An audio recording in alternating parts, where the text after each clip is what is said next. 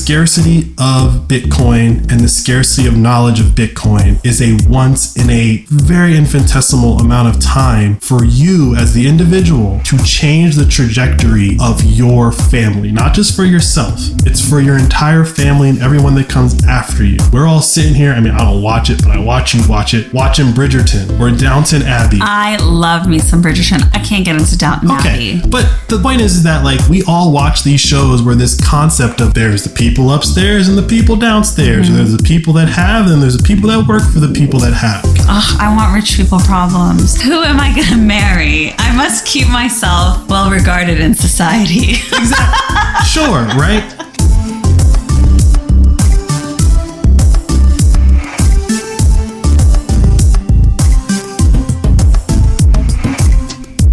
You're listening to the Flirting with Bitcoin podcast. I'm Mandana. I'm Ian. That's Keon. And we're the Receffies. My husband loves Bitcoin, and once a week I let him talk my ear off about it. Yeah, I'm a real cheap date. Cheap maybe, but it's a lot of work. If I'm gonna do something, may as well do it the best way possible. And Flirting with Bitcoin is audience funded without ads or sponsors. This ain't your grandma's podcast. This is podcasting 2.0. But we can't do this for free, babe. We have Bitcoin to buy and a new mouth to feed. See? Our son agrees with me. If and when people enjoy the show, they can support us by giving us a review on Apple, Spotify, or wherever they're listening. They can share episodes on their social media, and of course, they can send us some money. Obviously, I prefer Bitcoin, and the best way to send us some is through our two favorite apps, Strike and Fountain. Let's explain how that works at the end of the episode for anyone curious. Sure, babe. But I still like real money, and so if you want to support us... Babe, Bitcoin is real money. Sure, but if you want to support us with old school money, go to flirtingwithbitcoin.com and subscribe. We offer monthly and yearly subscriptions that come out to less than $1 an episode. To all our fountainheads out there, keep making and sharing clips of the show to cash in on our bounty program. Make that money, honey. Y'all ready? Hey, Keon, you ready, baby? Let's go. Hey, babe. Hey, Mandana. Hola to Spain. Guten Tag, Germany.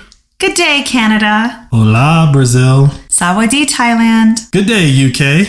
Hola, Argentina. Buongiorno, Italy. Namaskara, Nepal. I probably butchered that, but so exciting that out of nowhere we have a lot of Nepalese listeners. I mean, there's probably like, I can do like a little roundabout. So we recently found out that Bhutan has been mining Bitcoin. Oh. So that kind of came out during the Celsius debacle. Okay. Or perhaps FTX. One of the bankruptcies, we found out that was happening. And so Nepal is in a similar scenario as Bhutan, however you say it. They have a lot of hydropower. So if you have hydropower, Bitcoin mining makes a lot of sense.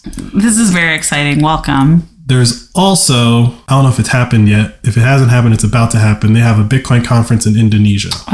Yeah. So we should be there, babe. Why are we there? Because we both have real jobs. True that. All right. Well, hello to all the rest of our listeners out there. What time is it, babe? The current time is 8:00-112. We are approximately 3,819 blocks since our last recording, and we are below 40,000 blocks until the halving. Hey, and if I gave you $1, how many acres could I get on sunny Bitcoin Island? You could get 3,434 acres, aka Satoshis, on sunny Bitcoin Island. And what about other tangible things like eggs, beef, gas? Eggs are coming in at 3,811 Satoshis for a dozen. Ground beef is coming in at 12,355 Satoshis for a pound. And gasoline is coming in at 9,093 sats for a gallon. And that data comes from pricedinbitcoin21.com. Don't shoot the messenger if that happens to be off. So it's been a minute since we've recorded. It has. I have a metric for that too. What's your metric? 3,819 blocks. Do we want to explain ourselves? I mean, you can. All right, so we went on a couple of trips, and then I got sick, and then Keon got shots, so he was essentially sick. So it's just been rough. We've been having a lot of fun, though. It's like summer and all that stuff, but it was hard to like make time for it. The days were long. It's really easy to stop prioritizing the pod, but we're back better than ever, I hope. There's been a lot to talk about while we weren't recording, but I think today's episode kind of is the thread that's been going on for the past month since we haven't recorded. And what else is special about today? Today is Mandana's birthday. It is. We're not doing a special challenge for it, are we, like we did for yours? I mean, we can. Yeah, so I'm turning 37, or I am 37 now. My birth hour is in like 2 hours, but it's a different time zone. So I think I'm already 37. I always trip that up every year. My mom is very like, you came into this world exactly at this time, but then she ignores the fact that I was not born in this time zone. So yeah, I'm 37 now. So explain what we do for the birthday challenge for folks. You either buy $37 worth of Bitcoin for yourself or you gift it to someone else. And then you share it on Nostr.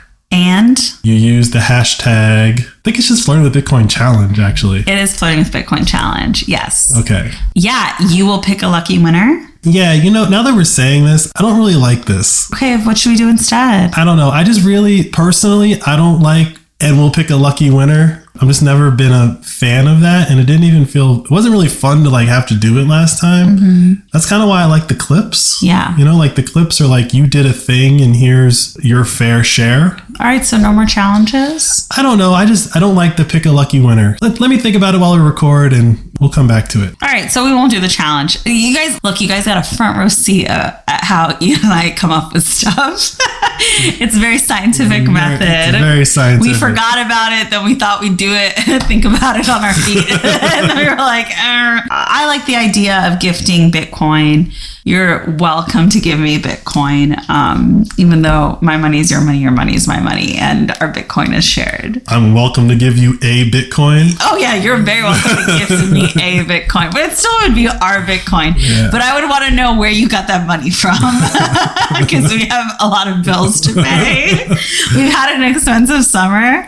Life is expensive, babe, and it looks like the price of Bitcoin, I believe when we last recorded I think the last time we published was the beginning of July. The price of Bitcoin had shot up to 30. So we've been there for a minute. Bitcoin ran up to 30 a couple months ago and then fell back down. This is its second time touching 30, but this time seems to be holding. And that happens. Like someone pulled up a chart that shows like during the summer, Bitcoin don't do much. Okay. Well, because people are busy doing other stuff, maybe. Yeah, they're not recording pods. Yeah. They're not writing think piece articles. They're out there living. They're out there living. And I think it's like a little important for us to do that because it's really easy for us to just kind of be in our little thought bubble, right? Like we work at home right now. I'm on maternity leave. We're very focused on, our firstborn child and then consuming information and then you and I just having conversation about it, right? Mm-hmm. And then for a couple of weeks, we've just like been out in the world. Like we've been visiting your family. We've been spending time with my family, our friends, and just really experiencing the price of things. Yeah. On one of our trips, we just kept saying, it's not that crowded. And it's because it's so expensive to do anything now. Like vacation spots are less crowded. The place that I said that was a place that we have gone to every year that I've known you. Yeah, and I've gone every year since I was a kid. If it was up to me, I probably wouldn't choose to go there on my own. But like You're a great husband. But I've gone there. Sacrifices. Yeah, but I've gone there every year now. It's never been cheap when we go and do those things, but it was noticeably more expensive this time. To your point, like that matched up with, and because of that, you didn't see a lot of people. And my thought kept being, how can people afford this? How can people with multiple children afford this? And we went and we, split the experience with 2 other families. But even then, it was not cost effective by any means. It's not. I'll be very honest. When 2008, 9, the great financial crisis happened, I was not affected by that. I lived in Washington, D.C. I had a contracting job. I worked through the whole thing. I was not aware really of what was going on. D.C. is a bubble. I will be very upfront about that. It's a bubble inside of a bubble. In Bitcoin land, you'll learn about the term the Cantillon effect or the Cantillon effect, however you want to pronounce it if you're French or not French. And what the Cantillon effect is the closer you are to the money printer, basically the better your life is going to be. And so I may not know Janet Yellen and I may not know all the people that are playing that money game, but I live in the place where all that's happening. That Cantillon effect spreads out from DC. That's why the suburbs from DC are so wealthy, because there's always money to pay the people if you work for the federal government, right? One of my best friends is a dentist, and she always will have business because she takes the insurance of federal employees. Exactly, right? Yeah, like a lot of her patients are vets, and their insurance is through Veterans Affairs, you know?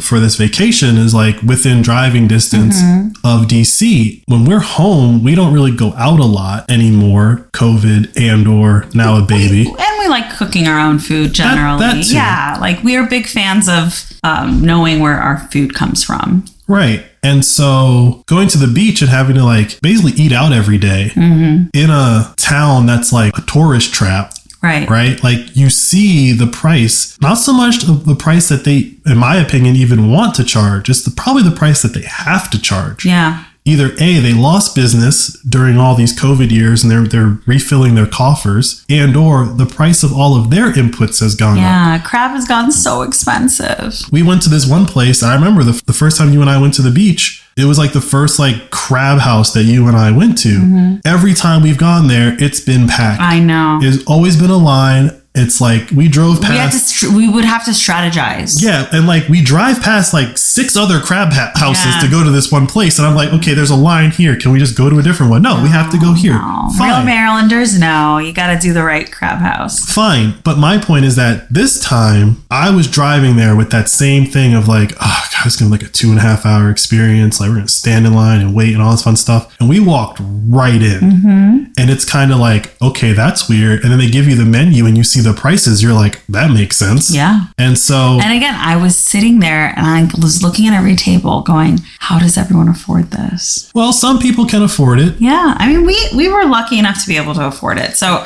there is definitely a deep class divide that's probably happening this summer. Kind of driving to today's topic of the episode is that what I observed is there were a lot of older people. I saw a couple families here and there, but for the most part, I saw what I would say are retirement and or pre-retirement people. That was like the majority of the people that I saw when we went out to eat. And I would argue that retired people, pre-retired people, depending on how they secured their wealth throughout their life, their wealth is secured. If you're living off a pension and you're not working and you've paid your house off, you have money coming in, you have very few bills. Those people are going to be affected by the increases in prices also, but not as much as someone who's got all the life bills plus is taking a trip. You should is a relative term, but like you should be able to live comfortably later on in life. And what we've said on the pod and what we'll get into after the music break and the commercial and all that, the game of how you get to that point has changed. It changed the day that Satoshi Nakamoto and Hal Finney spun up the Bitcoin network. Not everyone on the planet knew what they were doing, but the day they booted up the Bitcoin network, the game changed. Everyone's playing it, but not everyone knows how to keep score.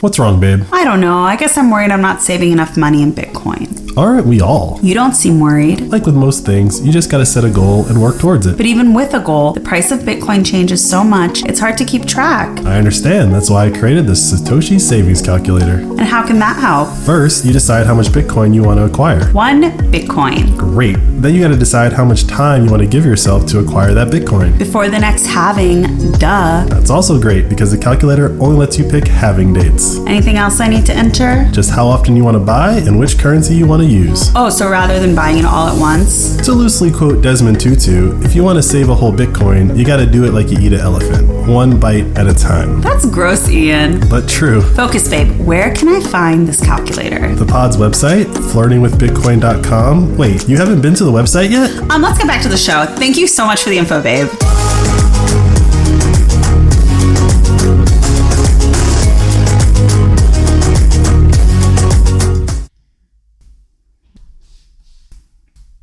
It's time for shout outs. All right, Fountainheads. In our most recent episode, Third Party Hodlers, we got top boost from Gene Everett, Tobias MH, or is it Tobiah SMH? Acerbic, Based Batman 21, Mark the BTC Guy, and Zordon. Thanks for listening. And special shout out, I don't remember who left it, but one of our older episodes, someone was like, when is the next episode coming out? Are you guys okay? We're fine. I'm sorry. I wish there was a way for us to like reach out to you guys without blasting out a new episode when it's going to take a while to post an episode, but you all don't communicate with us in the same place. I wish we could stick to a more strict schedule, and like it's always our goal, but you know, life kind of sometimes gets in the way, and I would say Ian is easier on me at those times and like doesn't press the pod until I'm ready to get back in it. But I really missed it, and I love that you guys missed us. When people are asking you for new stuff, new material, that's how you know you made it. It's so flattering. Yeah. One of the cool things that has happened since we last recorded, it's a lot easier to pull up previous boosts and stuff now. Nick, I don't know if I'm allowed to talk about this, but I'm going to talk about it because I think it's pretty cool. So the Fountain guys have been working on like a new back-end interface. So it's not just an app on your phone, it's like a web app. So I can pull up other stats now that we couldn't really pull up before. And one of the big ones for me is the number of unique supporters for an episode. So that just means anybody who gave a boost, count up the total of unique people who gave a boost. I was going back through some of our episodes, and we have one episode that had like 200 unique people. Wow. This is really going to help us know certain things about the show. Obviously, they're working on it, so it's not fully done yet, but it's pretty good. I really like where they're going with this. And it's not done yet, but I should be able to reply to boosts from this web app soon. So I'll be able to go and use a regular keyboard like a normal human being to like reply to stuff. Can we talk about the one mean boost we got? We got a mean boost? Yeah. Someone was like, get your wife off this show and get other people. I mean, I don't know if that was mean per se. I know. But I read it and I was like, Ian, do you agree with them? And you said no. And I said, okay. I responded to them. Oh, see, I don't, it's hard for me to keep track on the phone app. Right. So I responded to them. And basically what I said was like, you know, their critique was, unless you're going for like people who know nothing, like you need to get into more Bitcoin related content. I'm paraphrasing. Which I honestly don't disagree with that. I am a big advocate of Ian generally getting deeper and deeper into the Bitcoin space beyond just the conversations that he has with me and this podcast. The point of this podcast, first and foremost, is for him to just be able to talk to me about it and pull me into something that he's really passionate about. I also think that he should be having conversations with other people about it. Whether or not that's something that we do with this podcast, you know, it was really interesting to me how susceptible I was to that criticism. And we get a lot of positive feedback from so many other people, but it's like that one voice where I'm like, are they right?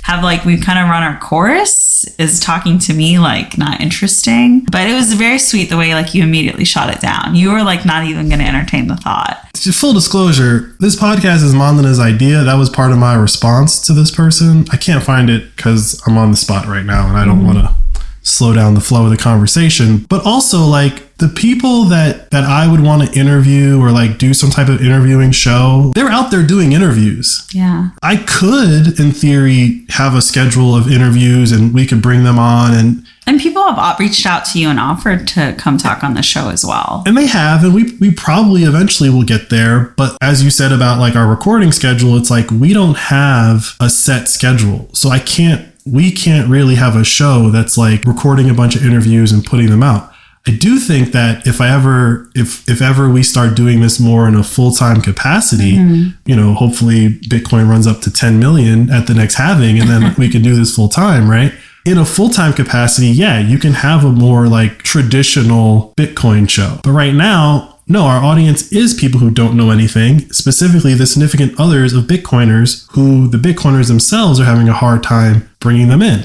Also, Bitcoiners seeing maybe a more agreeable way to approach someone who's a non-Bitcoiner. I think like that perspective is also really interesting because remember, like we would talk about this a lot in the beginning of the pod, like if you're really, really into it, you're skipping a lot of things when you're trying to talk about it.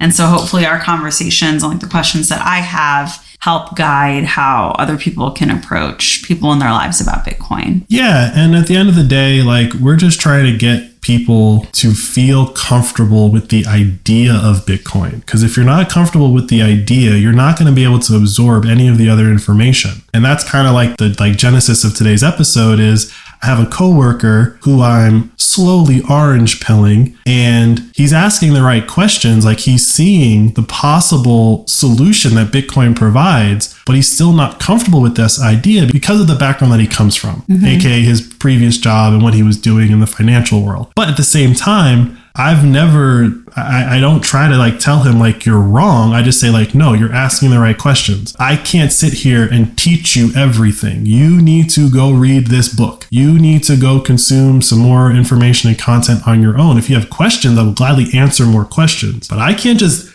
give you 1,000 hours of Bitcoin lessons. Like, it's just not scalable that way. And at the same time, if you're going to be a skeptic the whole time, that's going to get tiring for me. It's exhausting energy. Also, I'll say, like, don't tell my husband to go talk to other people. The whole point of this is that he flirts with me.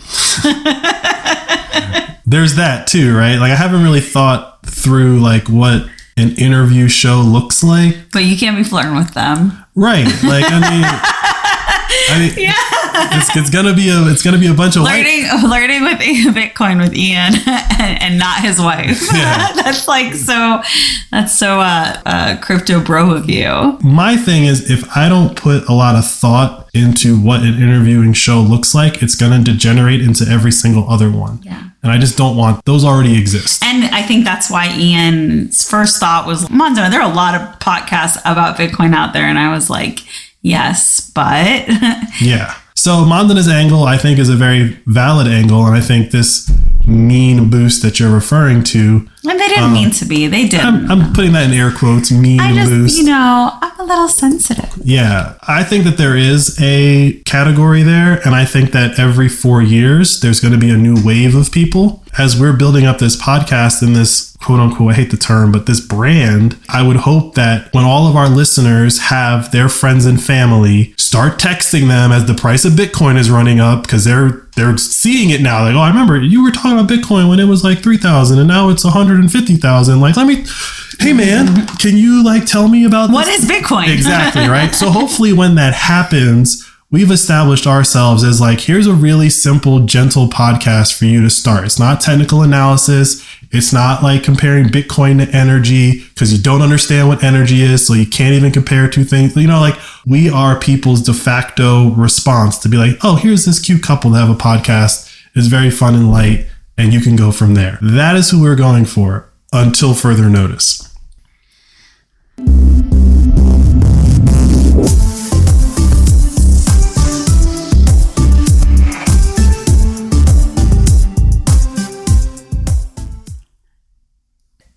There's this general discussion around what it means to be wealthy when it comes to Bitcoin. Yes. And that's because prices got up, it's kind of stabilized. We know it's probably going to go up a little bit more because the halving is on its way. The idea behind Bitcoin is that we would be wealthy one day, right? That we'd have more money than we need. That's wealth, right? I mean, that's a philosophical question, right? Like, what is wealth? What is wealth? Not even like what's enough wealth. Wealth could be defined as free time, right? So if you have to work to earn the money to do all the things that you want to do, even if you earn a lot of money to do all the things that you want to do, like you're an NBA basketball player, I'm sure Shaq wishes he could have all the money he had without having been Shaq. That was pretty brutal on his body, right? So wealth to me is free time. And as I just said in our previous little discussion, like, I saw a lot of retired people probably just going about their lives. They're probably complaining about the price too, but it doesn't hit them as hard because they have pensions and they have all kinds of... Or most likely they have like real estate investments. Most likely they probably own rental properties at the beach and are renting them out, and other people are paying for their lifestyle. Yep. Right? Okay. To me, wealth is, I no longer have to trade time for money. Even right now today, you have a lot of people that are saying, I'm going to get a rental property. I'm going to rent it out. Every time Ian and I go somewhere twice, we're like, you guys should just buy a rental property there. And we're like, why? We go there once a year. But everyone thinks that that's the most surefire, no-brainer way to make money. Yes. Or establish a passive source of income and revenue. But it's not passive. You have to do so much work. It's definitely not passive. It can be as much as a full-time job if you're doing it correctly.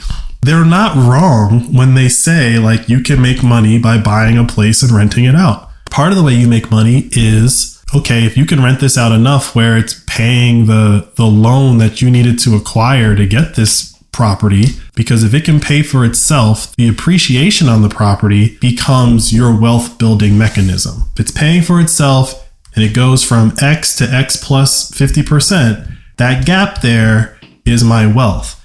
Now, the problem with that is... Well, I'll just jump in and say the problem with that, like we have a prime example of that's happening and is going to keep happening, is like the Airbnb bubble is about to burst. It's already bursted in some cities in America, but a lot of properties are making significantly less revenue than they did before. And what you have people who are just scooping up properties in a very lazy way, renovating them, in a very lazy way, decorating them, and then making them Airbnbs. And then the Airbnb fees have gotten so high, people do the math and they instead stay in a hotel. And that's happening in different cities over and over and over again, to the point where people are just done with the Airbnb market there. But then you're sitting on a ton of properties that no one's going to be in. And I'm hoping that some of those people get punished and they have to sell those homes that they bought at a loss, and so that people can have affordable housing in those cities. But that's happening right now. And I think if you talk to people in 2021 or 2020, right, in COVID, right, when everyone was just trying to go somewhere on vacation and find a rental property to stay in, it would have been a no-brainer to have a rental property. That's how that was said. Even now, people talk about it as if it's a no-brainer, but it's not. I do want to talk about the Airbnb thing, but I do want to go back to that last point, the individual rental property concept. Mm-hmm. And the problem is that, so I'm a investor or property manager, whatever you want to call it, and I buy a piece of property and I can rent it out enough where it pays for itself, and then I'm going to look at the equity or the price appreciation as like, that's me making money. Right. The problem is that that's inflation. Yeah. You're benefiting from inflation, but then you go to your vacation spot that you're living off of all this money. You go there and the prices are higher and you're complaining about the higher prices. So it's like you're benefiting from the thing that you don't like. And the reason why no one can figure out what's going on is that we've all been conditioned to think that houses should go up in value. They should go up in cost. But that's not how it works everywhere in the world. If you go to Japan, houses depreciate. They depreciate like crazy. Because you're living in them and they get old. Yes. And on top of that, Japan is a earthquake prone region. So every like 5 years, they have new regulations on how you have to build stuff. Mm-hmm. So like your house can just be out of code. So anyway, like in Japan, that's not how it works. Houses depreciate. They're like cars. So here in America, we just think everything going up, houses going up is a good thing. There's I don't know if they're an ally anymore, we're friends, but like there's an example of someone who is considered part of the West. Right. Who does not operate like that. Now, Japan has a bunch of other financial problems, which is why it probably also doesn't operate like that. But to just say that houses always go up in value, land always goes up in value. Maybe the land in Japan is constantly going up in value, but the houses that sit on them, And they shouldn't, because, oh my God, these rental properties, especially oceanfront, beachside, they're so moldy, they're so gross, they're so old, they haven't cleaned the carpets. Like, I mean, I don't want to belabor this point, but it is, I definitely view the idea of getting a vacation rental property as the dumbest thing, unless somehow we have a lifestyle where we're spending half of our weekends a year somewhere. I can't imagine wanting to be tethered to another property that much. Live where you want to live. If you really want a beach house, go live on the beach. But I live here where I live. I really like my house here.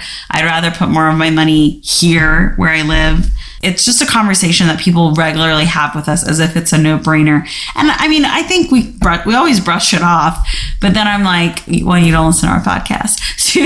Like, you'll just say, just buy Bitcoin. And then like, it's always the dumbfounded like, but it's like, just buy Bitcoin. The most work you have to do is figure out how to keep it safe. Yeah. And the thing about, particularly with real estate, and I think we're all guilty of this in some way, shape, or form, is even if you know like I just said, the house prices going up, that's inflation, and you know that that's bad. Everyone kind of just shrugs and goes, well, what can I do about it? Okay, so, I mean, it sucks, but someone said to me one time, like, I printed $250,000, meaning they bought and sold a house, and they netted like $250,000 in equity in like a year and a half. Wow. Right?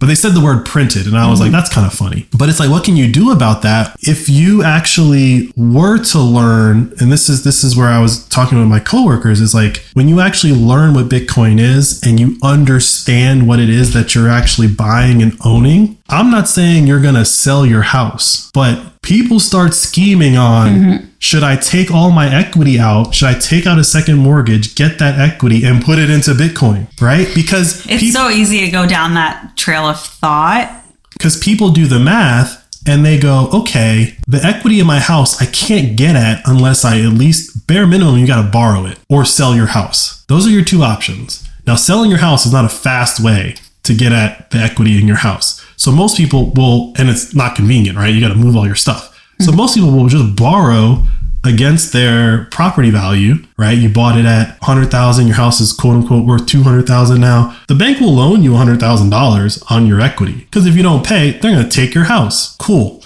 However, as we are seeing, house prices fluctuate. Yeah, drastically. It's not so much that if the price of your house drops, the bank is going to take your house. That's not going to happen. But you might be trapped in that house because you can't sell it because you owe $200,000 and now it's only worth $150,000. And you don't have the $50,000 because you spent it all. So how do you get out of this house? Now you can't even sell. Now you're stuck. When people are talking about the equity in their house or the equity in their stocks, right? I bought a stock at X and now it's at Y, and everyone's looking at these fiat numbers moving up and they go, that's wealth. I have equity in my house. That's wealth. Or I bought Apple at 100 and now it's at 1,000 or whatever Apple's at. Like, that's wealth. I made a bunch of money, right? Okay, maybe you did, but go buy a hamburger with Apple stock.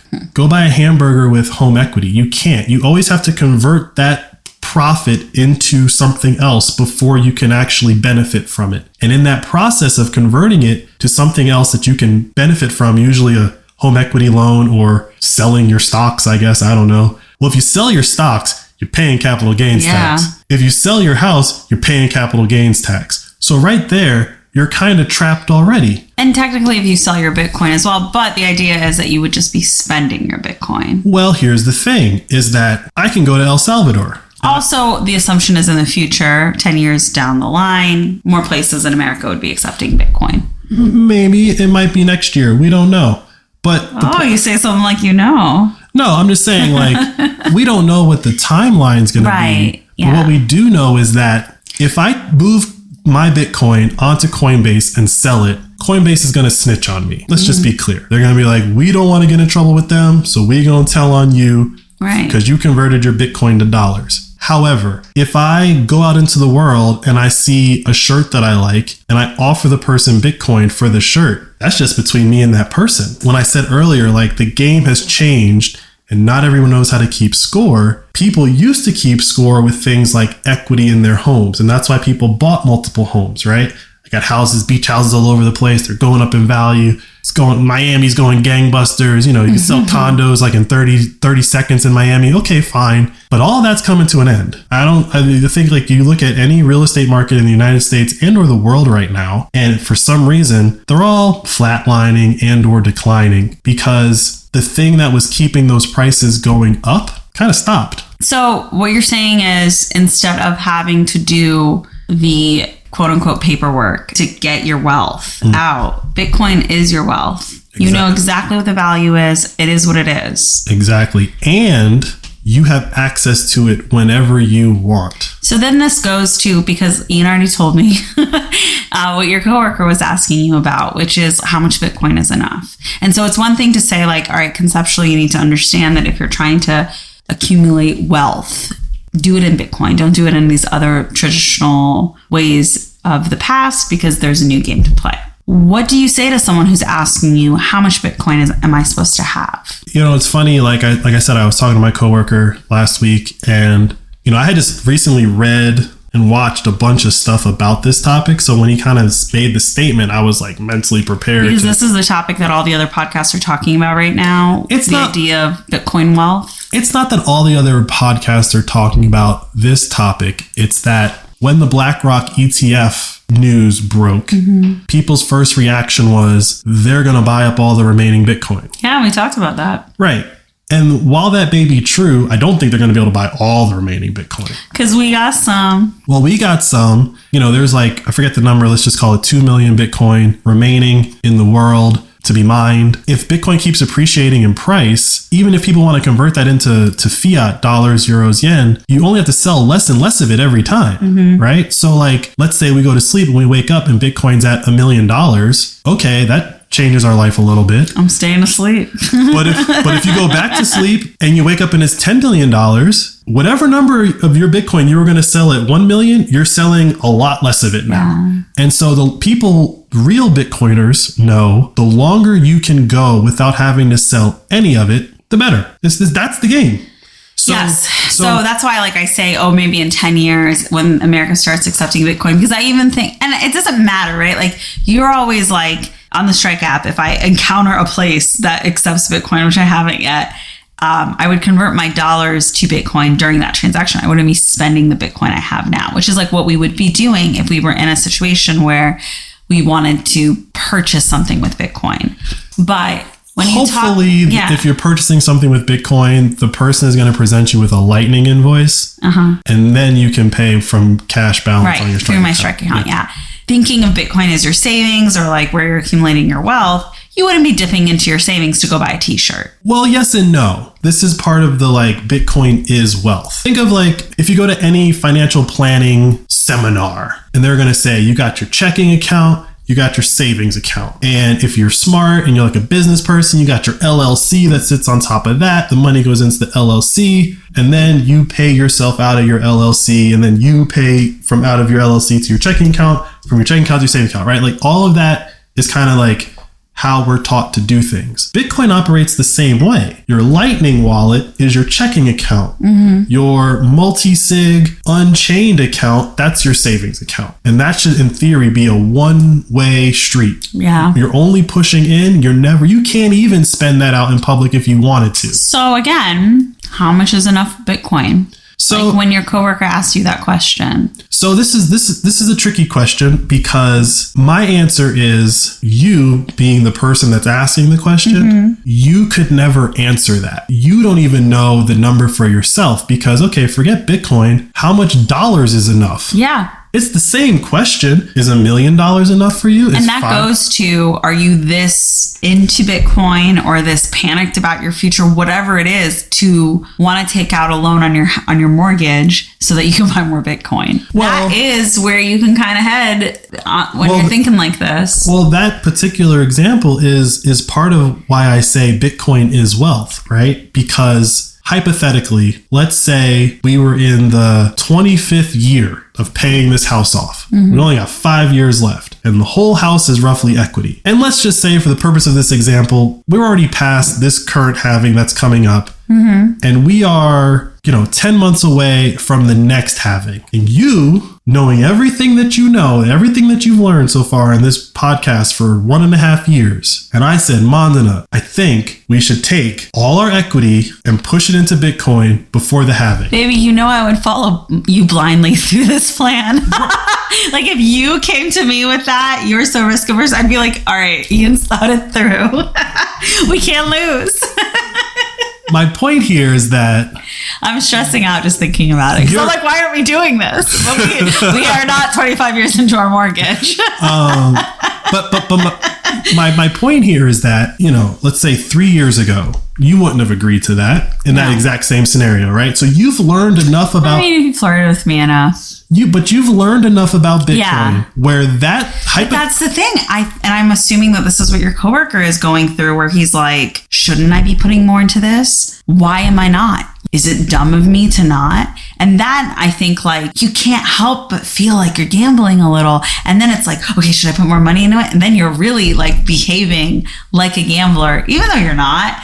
It's so tricky. It's such a tricky mental place to be in and process. And like, ooh, Lord help anyone who's like a couple who like us who are Bitcoin couples who are like, yeah, let's just do it. Like we'll just like feed off each other's energy. It's dangerous. So I'll give you an example because you're right. It can be dangerous if you do it. If you do this type of thinking wrong, right? So one of the things that I saw when I first came into Bitcoin, like the first week, what I saw was a lot of people saying that they were taking out, and I didn't understand the halving, right? But I came in right before the last halving, like a couple months before, like 6 or 7 months before the last halving. I saw a lot of people saying that they were going to be opening credit cards that had a 0% interest rate for like 18 months or whatever. Dang. They're going to load up their credit. They were going to take the cash out because you can just take cash out of your credit card, right? They're going to take the cash out. They're going to let that sit for 18 months, 0% interest. They were going to buy the Bitcoin. They were expecting the run up or at least the gains from the Bitcoin to outpace the interest on that money. And the minute it basically doubled, they were going to sell and pay off the credit card and keep. Right? Why don't we do that? Because we're not crazy people. I know. You know, I actually know someone who did that in college. Like they did that for their tuition. And so then they would work all semester. Then they'd pay off their tuition, but it kept them from ever going into debt for school. Sure. This was back when tuition was a little cheaper. I don't really know if you could do that now. If you have a black card, you can put college on the credit card. But no, I mean, I think it's when I was going to college, and it was a lot at the time. It was $4,000 a semester in state tuition, and you can make that happen with a college student's credit score. But yeah, I mean, it's tough, man. I think. But let's take that scenario like one step further, right? So you're a hardcore Bitcoiner. You've made this decision that I'm going to do this. Yeah. And you also make the decision, you know what? I don't even care about my credit. I never plan on paying that back. What are they going to do? Oof. Take my credit card from me? Because they can't take the Bitcoin that I bought with it. Yet. They can't. No, they just can't. That's right? true. I mean, so, they can. So isn't there bankruptcy court? You go to bankruptcy court and you say, I ain't got it. Yeah. And if they don't know what Bitcoin is, they don't know you got it. But if you got a house, then you go for your house. Right. Yeah. But my point is that if you do that, if you're real reckless, if you're doing that scheme on credit cards, you have to take a certain approach. Yeah. And it's almost like a burn the boats approach. How many credit cards will they give me? How much Bitcoin can I get? Wow. How much debt can I rack up that I have no plans on paying back and convert all of that into an asset? But we're too dumb to do this, or we're too smart to do this. Which one is it? I can never do this. I know, right? It's not your style. If any of our listeners plan on doing this, fill us in. Yeah, leave a comment below, as they say on the or like YouTubes. It would be really interesting. Like you should do, if you're going to do it, like do a whole case study of yourself. I think it would be so interesting if like someone today said that they were going to do this and then they kind of like documented it on Nostr or Twitter or whatever, their whole journey. And if your spouse let you do it is even like the more interesting angle to it. That's not our style. We don't operate that way with our money. Right. But my point is that there were people that were talking like that. And I was like, this is probably not the best way to phrase it. Part of that made me think that these Bitcoiners are crazy. That is in the old game. That is financially irresponsible. But when you actually understand what Bitcoin is, it's not that crazy. It's not that crazy. That's what I'm saying. Right? Like, so that's my point. I'm freaking out. The game has changed so much that financially irresponsible things become rational decisions in this time frame, because you know, like where we are right now is not going to be the reality of Bitcoin forever, right? Well, here's what the 10x, 100x, whatever x that could happen. I think. How long do you think this run up will happen? I think you will be surprised. I think we will pull this recording back up and you will be surprised. I honestly believe that in our life, there's at least one more 10x and probably two more 10x's. They're not going to all happen at once. And it might be a 2x and then a 5x or, whatever. But I think there's 100x still baked in with nothing happening but time. All right, so we're not going to do the 30 with Bitcoin challenge for my birthday, but go buy yourself $37 in Bitcoin right now. Just do it for me, because it'll maybe be worth what, 3,700 soon. Maybe it's going to be worth 37,000 one day, and that'll be my birthday present for you to have acquired some wealth.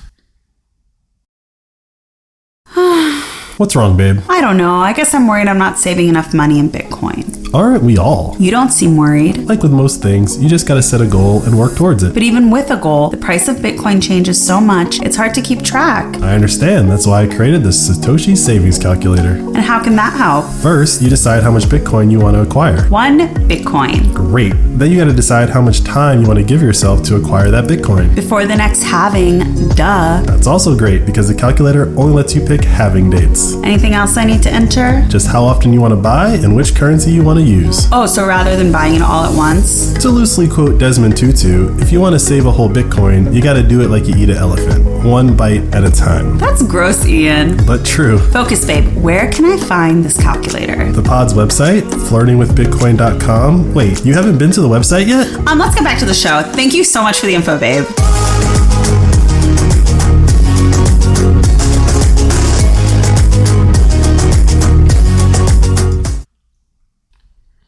So the other thing you told me that your other coworker said is that you saved their marriage. I mean, we've talked about this on the show before. It's the same coworker. It's like it's the guy that had his money in Celsius, and we just happened to get lunch one time when he was in DC, and he said he had money. I was like, get it out. Yeah. Well, apparently, anybody who was involved in Celsius when that was all happening, because they're in bankruptcy court and everything that's happening, everyone involved is getting like letters in the mail telling them like what's going on with the process. So every time they get one of these letters, his wife opens it. When this all happened, fiance, now wife, is like, thank God for Ian. Aw, thank God for Ian. So like the joke was like, we might not be married if I had lost all my money in Celsius, right?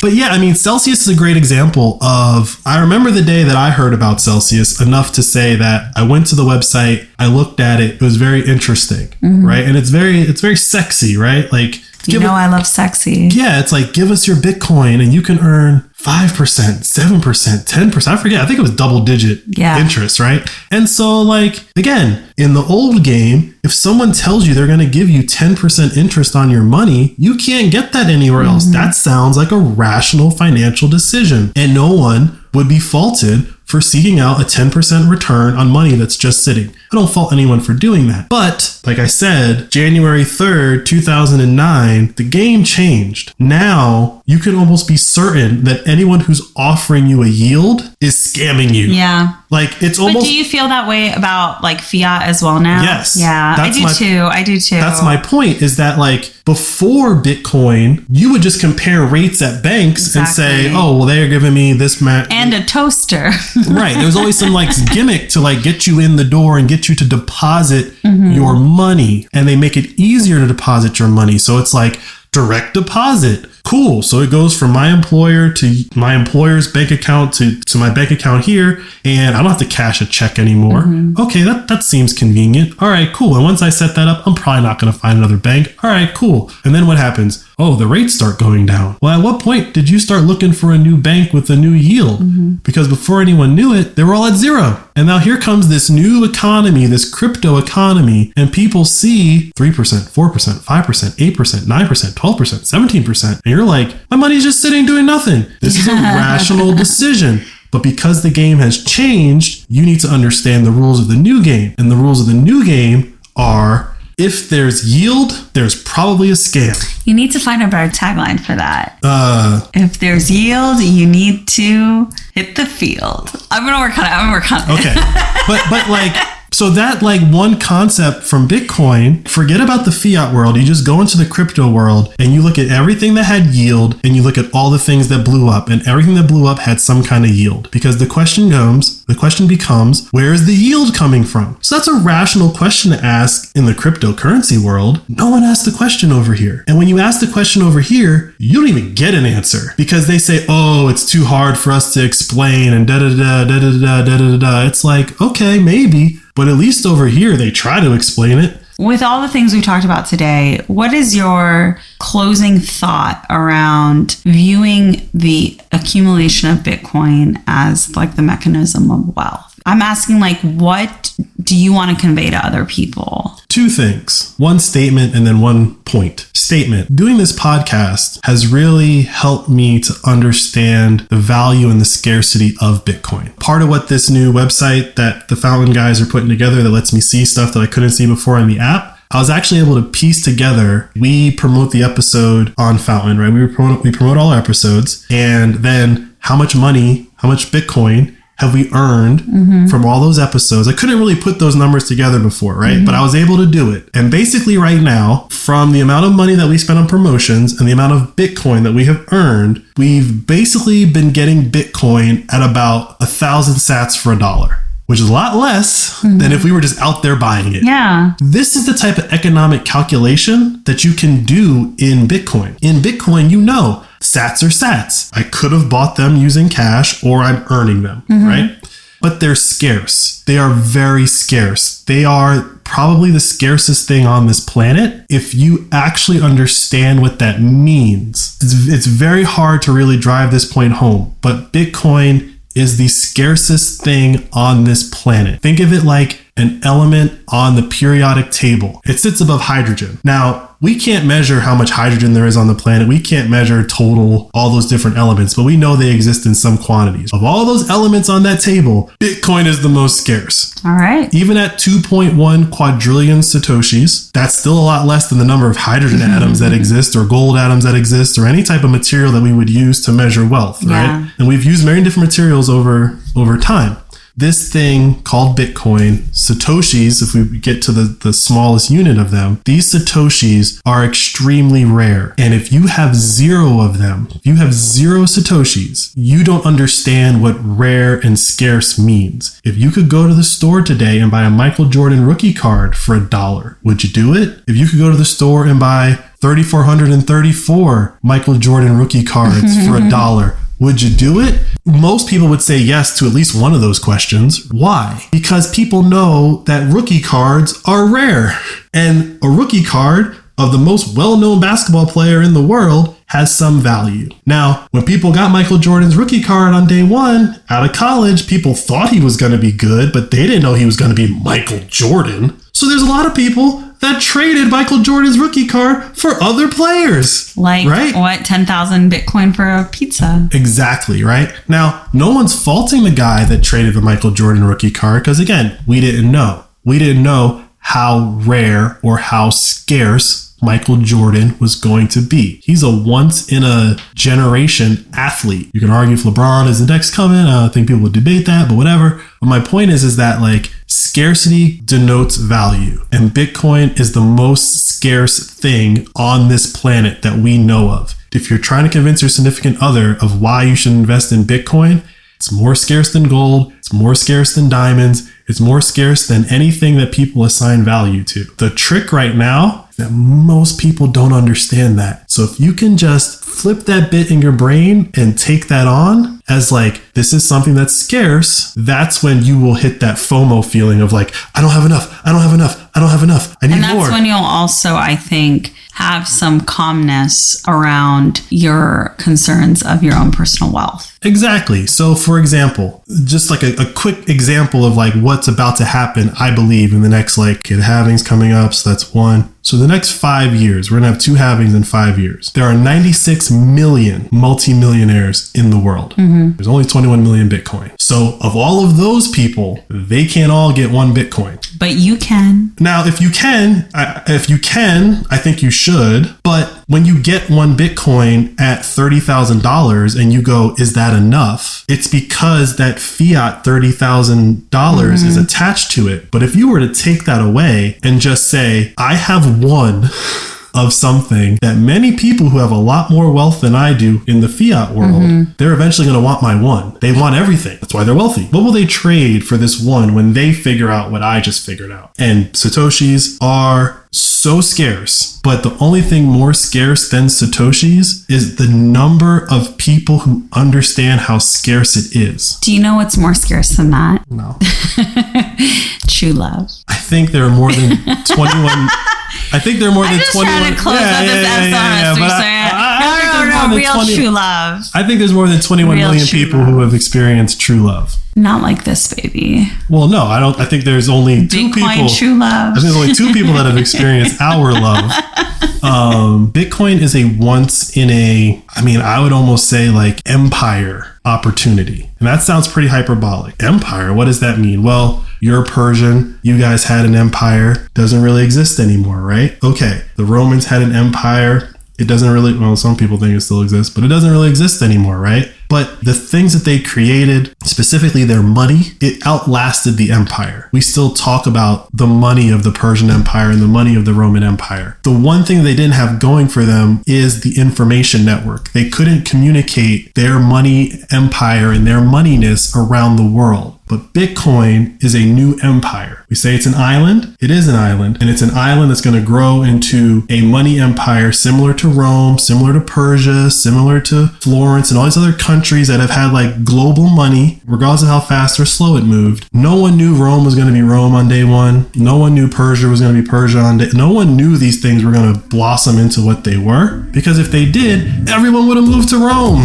The scarcity of Bitcoin and the scarcity of knowledge of Bitcoin is a once in a very infinitesimal amount of time for you as the individual to change the trajectory of your family, not just for yourself. It's for your entire family and everyone that comes after you. We're all sitting here. I mean, I don't watch it, but I watch you watch it, watching Bridgerton or Downton Abbey. I love me some Bridgerton. I can't get into Downton Abbey. But the point is that like we all watch these shows where this concept of like there's the people upstairs and the people downstairs. Mm-hmm. There's the people that have and there's the people that work for the people that have. Ugh, I want rich people problems. Who am I going to marry? I must keep myself well regarded in society. Exactly. Sure, right?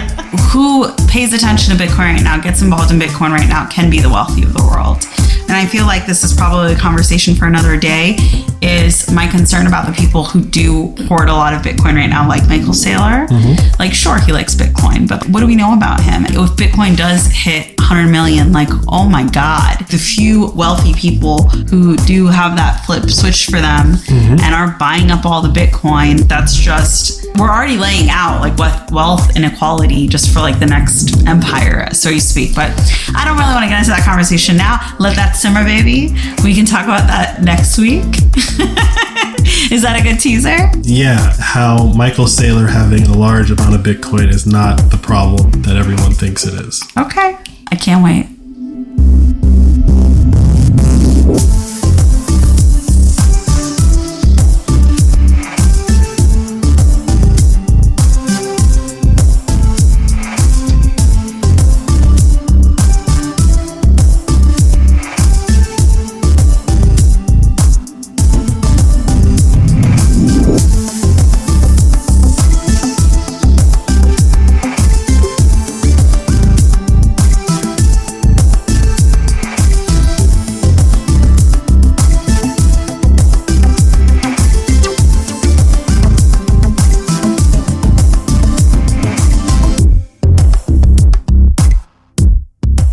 Hey, thanks for listening to the show. Now let's get you set up on Fountain so you can start earning money simply by listening to podcasts. It's time to join the Fountainhead Nation. Go to fountain.fm to download the app onto your phone. Once you've installed the app and have set up your account, search for Flirting with Bitcoin and follow us. You should also be able to find and follow every other podcast you listen to as well. Listen to our show and episodes from your other favorite podcasts to earn your first sats, which are fractions of a Bitcoin. And keep an eye out for our promoted episodes on Fountain's homepage. We promote every episode so you can earn up to 100 sats just for listening. Yeah, that's right. Your attention's valuable to us. You're not just a set of earballs we've collected for advertisers. You can use the sats you've earned to send us a boost, which is like a little payment with a message. We are very active and respond to almost all the boosts we get. Every episode, we also give a shout out to the top boosters from the previous episode. And if you want to support us or other podcasters with more sats than you earn, you can top up your Fountain wallet with a bank card or a lightning transfer from apps like Strike or Cash App. The easiest way to learn is to just get started. If you have any trouble or questions, go to support.fountain.fm. The team is extremely helpful and responsive. That's it. Now you're all set up for podcasting 2.0.